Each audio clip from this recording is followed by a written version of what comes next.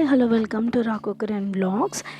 నేను పర్టికులర్గా ఈ రెసిపీ ఖచ్చితంగా హిట్ అవ్వాలి అని ఎప్పుడూ ట్రై చేసేది హోమ్ మేడ్ బ్రెడ్ అనమాట. సో ఈసారి నేను హోల్ వీట్తో చేస్తున్నాను. లాస్ట్ టైం ఇది నేను మల్టీగ్రెయిన్ ఫ్లోర్తో చేశాను. దానికోసం ఒక బౌల్ తీసుకొని దాంట్లో 2 table spoons of sugar add చేస్తున్నాను. షుగర్ తర్వాత కొద్దిగా ఒక హాఫ్ గ్లాస్ గోరువెచ్చని నీళ్ళు తీసుకున్నాను. తర్వాత హాఫ్ గ్లాస్ గోరువెచ్చని పాలు తీసుకున్నాను. సో ఆ రెండు పూర్తిగా పంచదార అయితే మిక్స్ అయ్యేలాగా మిక్స్ చేసేసుకుంటున్నాను. తర్వాత 2 table spoon of instant east వేస్తున్నాను నేను. ఇది మనకి మార్కెట్లో ఈజీగానే దొరుకుతుంది.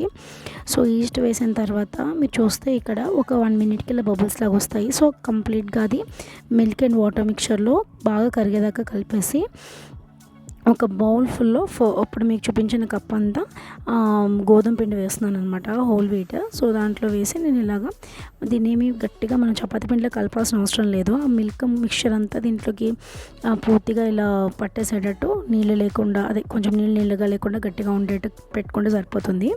దీనిలో ఒక 45 మినిట్స్ అనేది మనం వదిలేయాలన్నమాట. 45 మినిట్స్ తర్వాత మనం చూసారు ఇక పఫీగా వచ్చింది. సో ఈస్ట్ అనేది యాక్టివేట్ అయింది. సో తర్వాత దానిలో ఇంకొక కప్పు గోధుమ పిండి వేసుకోవాలి. తర్వాత ఒక టేబుల్ స్పూన్ నెయ్యి వేసుకోవాలి. తర్వాత ఒక చిటికెడ సాల్ట్ వేసుకోవాలి. తర్వాత ఒక హాఫ్ చెక్క నిమ్మరసం పిండుకోవాలి. ఇది కొంచెం యాక్టివేషన్కి బాగా యూజ్ అవుతుందన్నమాట, ఈస్ట్ అనేది మంచిగా యాక్టివేట్ అవ్వడానికి. సో తర్వాత ఇక్కడి నుంచి అసలు ప్రాసెస్ అనేది స్టార్ట్ అవుతుంది. సో మీకు కనుక డో గట్టిగా అనిపిస్తే కనుక కొంచెం పాలు పోసుకోండి. పాలు పోసుకొని ఇంకా మనము కంప్లీట్గా ఒక 7 to 8 మినిట్స్ లేదా 10 to 11 మినిట్స్ అలా ఒక 10-12 నిమిషాలు ఖచ్చితంగా మనం దీని మీద చాలా ఫోకస్ చేయాలి. ఫోకస్ చేయడం అంటే మనం దీన్ని పిండి కలుపుకున్న తర్వాత దీన్ని అసలు ఇలా చపాతీ పిండిని మనం చేసినట్టు దానికి ఒక 5-6 రెట్లు బాగా కష్టపడాలి. అసలు దీని తర్వాత అయితే నాకు చెయ్యత ఫుల్ నొప్పి వేసేసింది. సో ఇంత నొప్పి పుడుతూ చేయడం అవసరమా అని అడిగితే ఖచ్చితంగా అవసరమే. ఎందుకంటే మనము తినే బ్రెడ్ల మీద వెనకాల చూసిన ఇంగ్రీడియంట్స్ కనుక మనం చదివితే మన వెనకాల ఇచ్చినవి అప్పుడు తెలుస్తుంది మనం ఎలాంటివి మనము బ్రెడ్ పేరుతో తింటున్నాము, లోపలికి పంపిస్తున్నాము మన శరీరంలో. కానీ సో దానికన్నా ఇది బెస్టే కదా. కొద్దిగా కష్టపడితే మన చేతులతో మనం చేసుకున్న సాటిస్ఫాక్షన్ కూడా వేరేనే. సో ఇక్కడైతే చూసారు కదా, ఇది అన్నమాట పరిస్థితి. సో తర్వాత దీనిని ఇలా ఫ్లాట్గా చేసేసుకొని దాన్ని ఇలాగా రోల్ లాగా చేసుకోవాలన్నమాట. రోల్లా చేసుకొని ఎడ్జెస్ కూడా మనం మర్చేసుకోవాలి.